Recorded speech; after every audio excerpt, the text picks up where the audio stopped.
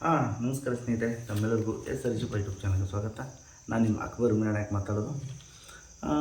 ನೋಡಿ ಸ್ನೇಹಿತರೆ, ನಮ್ಮ ನರೇಂದ್ರ ಮೋದಿಯವರ ಸರ್ಕಾರ 12 ವರ್ಷದಲ್ಲಿ ಎಷ್ಟೋ ಸವಾಲನ್ನು ಎದುರಿಸಿದೆ. ಅದಕ್ಕೆ ಅವರು ಕೂಡ ಒಂದು ತಕ್ಕ ಉತ್ತರಗಳನ್ನು ಕೊಟ್ಕೊಂಡು ಬಂದಿದ್ದಾರೆ. ಈ 12 ವರ್ಷದಲ್ಲಿ ಇದೊಂದೇ ಪ್ರತಿಭಟನೆ ಆಗಿಲ್ಲ. ನೀಟ್ ಪೇಪರ್ ಎಕ್ಸಾಮ್ ಇದೆಯಲ್ಲ, ಈ ಒಂದು ಲೀಕ್ ಬಗ್ಗೆ ಇದೊಂದೇ ಪ್ರತಿಭಟನೆ ಆಗಿಲ್ಲ, ಎಷ್ಟೋ ಪ್ರತಿಭಟನೆ ಆಗಿದ್ದಾವೆ. ಅದಕ್ಕೆ ಅವರು ಏನಪ್ಪ ಅಂತಂದರೆ ಕೆಲವೊಂದು ಪ್ರತಿಭಟನೆಗಳಿಗೆ ದೇಶದ್ರೋಹಿ ಪ್ರತಿಭಟನೆ ಅಂತ ಹೇಳಿದರು. ಅವಾಗ ಕೆಲವೊಮ್ಮೆ ಇದು ಧರ್ಮದ್ರೋಹಿ ಪ್ರತಿಭಟನೆ, ಧರ್ಮದ್ರೋಹಿಗಳು ಮಾಡ್ತಾಯಿದ್ದಾರೆ ಈ ಪ್ರತಿಭಟನೆ ಅಂತ ಕೂಡ ಬಿಂಬಿಸಿದರು. ಅದನ್ನು ಕೂಡ ಜನ ನಂಬಿದರು. ಮತ್ತು ಇನ್ನೊಂದು ಏನಪ್ಪ ಅಂದರೆ, ಇಲ್ಲ ಇದು ಎಲ್ಲೋ ಇದಕ್ಕೆ ಫಾರಿನ್ ಫಂಡ್ ಬರ್ತಾಯಿದೆ, ಹಾಗಾಗಿ ಇವರು ಪ್ರತಿಭಟನೆ ಮಾಡ್ತಾಯಿದ್ದಾರೆ ಅಂತಂದು ಅದನ್ನು ಕೂಡ ಸಮಜಾಯಿಸಿದರು. ಅದು ಕೂಡ ಎಲ್ಲರೂ ನಂಬಿದರು. ರೈತರು ಪ್ರತಿಭಟನೆ ಮಾಡಿದಾಗ ಅವರು ಖಲಿಸ್ತಾನಿಗಳಂದರು ಸ್ನೇಹಿತರೆ. ಮತ್ತು ಕುಸ್ತಿಪಟುಗಳು ಪ್ರತಿಭಟಿಸಿದಾಗ ಅವರು ದೇಶದ್ರೋಹಿಗಳು ಅಂದರು. ಅಗ್ನಿಪಥ್ ವಿಚಾರದಲ್ಲಿ ಕೂಡ ಪ್ರತಿಭಟನೆ ಆದಾಗ ಇದರಿಂದ ಏನೋ ಒಂದು ಷಡ್ಯಂತರ ಇದೆ, ವಿಪಕ್ಷಗಳ ಷಡ್ಯಂತರ ಇದೆ ಅಂತಂದು ಕೂಡ ಹೇಳಿ ಜನರು ನಂಬಿಸಿದರು. ನೋಟ್ ಬ್ಯಾನ್ ವಿಚಾರದಲ್ಲಿ ಕೂಡ ಹೀಗೆ, ನೋಟ್ ಬ್ಯಾನ್ ವಿಚಾರದಲ್ಲಿ ವಿಪಕ್ಷಗಳು ಧ್ವನಿ ಎತ್ತಿದಾಗ ಅದನ್ನು ಕೂಡ ಜನರು ನಂಬಿಸಿದರು. ನೋಟ್ ಬ್ಯಾನ್ ವಿಚಾರದಲ್ಲಿ ಏನು ಮಾಡಿದ್ರಪ್ಪ ಅಂತಂದರೆ, ಬಡವರು ಎತ್ಕಟ್ಟಿದ್ರು. ಸಾಹುಕಾರರಿಗೆ ಬ್ಯಾಂಕಿಗೆ ಹೋಗದೇನೆ, ಬ್ಯಾಂಕಿಗೆ ಕ್ಯೂ ನಿಲ್ದೇನೆ ಅವ್ರ ಹತ್ರ ದುಡ್ಡು ಚಲಾವಣೆ ಆದವು, ಹೊಸ ದುಡ್ಡು. ಇಷ್ಟೆಲ್ಲ ರಾದಂತಗಳಾದವು. ಆದರೂ ಕೂಡ ನಾವು ನಂಬಿದ್ದೀವಿ, ಮುಂದೆ ಕೂಡ ನಂಬ್ತೀವಿ. ಸರಿನಾ ಸ್ನೇಹಿತರೆ? ಅದರಪ್ಪ ಅಂದರೆ, ಈ ನೀಟ್ ಪೇಪರ್ ಎಕ್ಸಾಮ್ ಲೀಕ್ ಆದಾಗ ಎಷ್ಟೋ ಇದಕ್ಕೆ ಒಂದು ಏನಪ್ಪ ಅಂತಂದ್ರೆ, ನೀಟ್ ಪೇಪರ್ ಎಕ್ಸಾಮ್ ಲೀಕ್ ಆದಾಗ ಇದಕ್ಕೆ ಸ್ವತಃ ಶಿಕ್ಷಣ ತಜ್ಞರಾದ ಸೋನಮ್ ವಾಂಗ್ಚುಕ್ ಎದ್ದು ನಿಲ್ತಾರೆ. ಅದಕ್ಕೆ CJP ಅಂತಂದು ಅಭಿಷೇಕ್ ದೀಪ್ಕೆ ಅವರು ಅಮೇರಿಕದಲ್ಲಿ ಓದ್ತಿರ್ತಾರೆ, ಅವರು ಬರ್ತಾರೆ ಇಂಡಿಯಾಗೆ ಬಂದುಬಿಟ್ಟು ಒಂದು ಪಕ್ಷ ಉಟ್ಕೊಳ್ತಾರೆ CJP ಅಂತಂದು. ಅವರು ಸತ್ಯಾಗ್ರಹ ಮಾಡ್ತಾರೆ. ಮತ್ತು ಏನಪ್ಪ ಅಂತಂದ್ರೆ, ತೆರೆ ಮೇಲೆ ವಿಲನ್ರಾದರೂ ಕೂಡ ಅವರು ನಿಜ ಜೀವನದಲ್ಲಿ ಹೀರೋಗಳಾಗಿ ಧ್ವನಿಗೂಡಿಸ್ತಾರೆ. ಇಲ್ಲ, ನೀಟ್ ಪೇಪರ್ ಎಕ್ಸಾಮ್ ಲೀಕ್ ಆಯ್ತಲ್ಲ, ಯಾಕೆ ಲೀಕ್ ಆಯಿತು, ಇದಕ್ಕೆ ಯಾರು ಹೊಣೆ?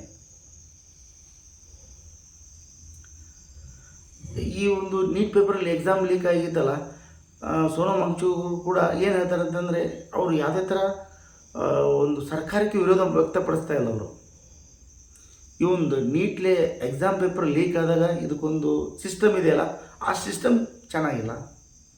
ಈ ಸಿಸ್ಟಮ್ ಜವಾಬ್ದಾರಿ ಯಾರು ಹೊತ್ತಿರ್ತಾರೆ ಅಂತಂದ್ರೆ, ಶಿಕ್ಷಣ ಮಂತ್ರಿಗಳಾದ ಸಚಿವರು ದೇವೇಂದ್ರ ಪ್ರಧಾನ್ ಅವರು ರಾಜೀನಾಮೆ ನೀಡಬೇಕು. ಯಾಕಂದರೆ ಈ ಸಿಸ್ಟಮ್ ಫೇಲ್ ಆಗಿದೆ. ಯಾಕಂದರೆ ಸಾವಿರಾರು ವಿದ್ಯಾರ್ಥಿಗಳು, 24 ಲಕ್ಷ ಜನ ವಿದ್ಯಾರ್ಥಿಗಳು ಎಕ್ಸಾಮ್ ಫೇಸ್ ಮಾಡಿದ್ದಾರೆ. ಎಕ್ಸಾಮ್ ಫೇಸ್ ಮಾಡಿದಾಗ, ಇಲ್ಲ ಈ ಪೇಪರ್ ಲೀಕ್ ಆಯ್ತು ಅಂತಂದಾಗ ಒಂದು 3-4 ವರ್ಷ ಕಷ್ಟಪಟ್ಟು ಓದಿರ್ತಾರೆ ಅವರು. ಲೀಕ್ ಆಯ್ತಪ್ಪ, ಅವ್ನ ಮೈಂಡ್ಸೆಟ್ ಹೆಂಗೆ ಆಗ್ಬೋದು? ಅದ್ರಾಗ ಒಂದು 21 ಜನ ಏನಪ್ಪ ಅಂತಂದ್ರೆ ಬಲಿ ಆಗ್ತಾರೆ. ಈ ಒಂದು ನೀಟ್ ಪೇಪರ್ ಎಕ್ಸಾಮ್ ಲೀಕ್ ಆಗಿದೆ, ಮತ್ತು ನೀವು ಒಳ್ಳೆ ವಾಪಸ್ ಎಕ್ಸಾಮ್ ಬರೀಬೇಕಂದಾಗ ಮೆಂಟಲಿ ಡಿಪ್ರೆಷನ್ ಆದರೂ ಸ್ವಲ್ಪ ಏನಪ್ಪ ಅಂದ್ರೆ ಅದರಿಂದ ಬೇಸತ್ತವರು ಕೂಡ ಆತ್ಮಹತ್ಯೆ ಮಾಡ್ಕೊಳ್ತಾರೆ. ಅದಕ್ಕೆ ಸೋನಮ್ ವಾಂಗ್ಚುಕ್ ಅವರು ಈ ಒಂದು ಸಿಸ್ಟಮ್ ಇದೆಯಲ್ಲ, ಈ ಸಿಸ್ಟಮ್ ಜವಾಬ್ದಾರಿ ಹೊತ್ತಂತ ದೇವೇಂದ್ರ ಪ್ರಧಾನ್ ಅವರು ರಾಜೀನಾಮೆ ನೀಡಬೇಕು. ಮತ್ತು ಇನ್ನೊಂದು ಏನಪ್ಪ ಅಂತಂದರೆ, ಆ ಒಂದು 21 ವಿದ್ಯಾರ್ಥಿಗಳು ಇದಾದ್ರಲ್ಲ, ಆತ್ಮಹತ್ಯೆ ಮಾಡ್ಕೊಂಡ್ರಲ್ಲ, ಅವರಿಗೆ 1 ಕೋಟಿವರೆಗೂ ಪರಿಹಾರ ನೀಡಬೇಕು. ಇಷ್ಟೇ ಕಣ್ರಿ.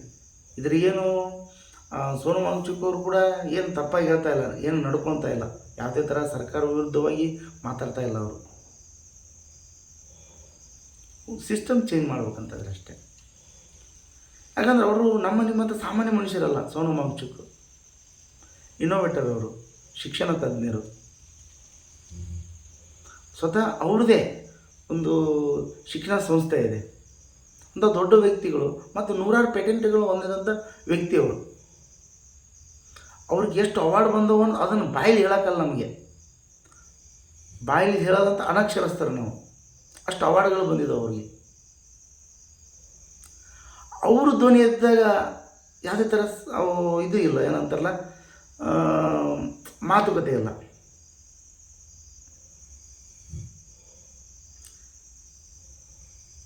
ಏನು ಹೇಳಬೇಕು ನೀವು ಹೇಳಿ ಸ್ನೇಹಿತರೆ.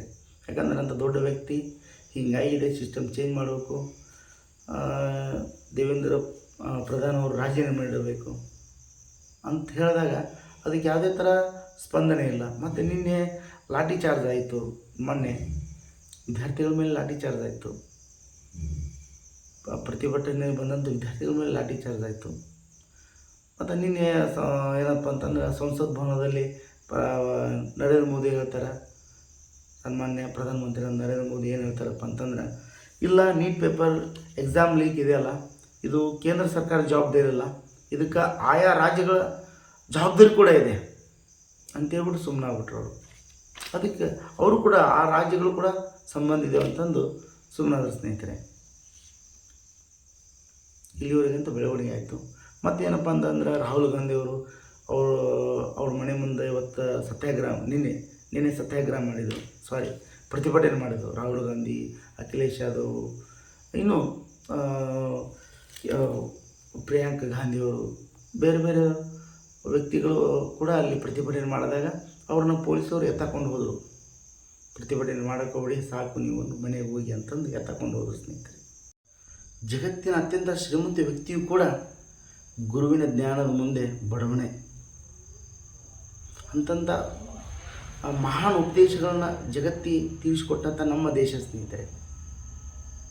ಗುರುವಿನ ಗುಲಾಮನಾಗೋ ತನಕ ದೊರೆಯದನ್ನ ಮುಕ್ತಿ. ಇಂಥ ಮಹಾನ್ ಉಪದೇಶಗಳನ್ನು ನಮ್ಮ ಜಗತ್ತಿಗೆ ಕೊಟ್ಟಿದೆ ನಮ್ಮ ದೇಶ. ಆ ನಮ್ಮ ದೇಶದಲ್ಲಿ ನೀಟ್ ಎಕ್ಸಾಮ್ ಪೇಪರ್ ಲೀಕ್ ಆಗಿದೆ. ಇದ್ರ ಬಗ್ಗೆ ಸೋನಮ್ ವಾಂಗ್ಚುಕ್ ಅವರು ಸತ್ಯಾಗ್ರಹ ಮಾಡ್ತಾಯಿದ್ದಾರೆ. ಈ ಒಂದು ಸಿಸ್ಟಮ್ ಚೆನ್ನಾಗಾಗಬೇಕು, ಇದನ್ನು ಜವಾಬ್ದಾರಿ ಹೊತ್ತಂಥ ಕೇಂದ್ರ ಶಿಕ್ಷಣ ಸಚಿವರು ದೇವೇಂದ್ರ ಪ್ರಧಾನ್ ಅವರು ರಾಜೀನಾಮೆ ನೀಡಬೇಕು.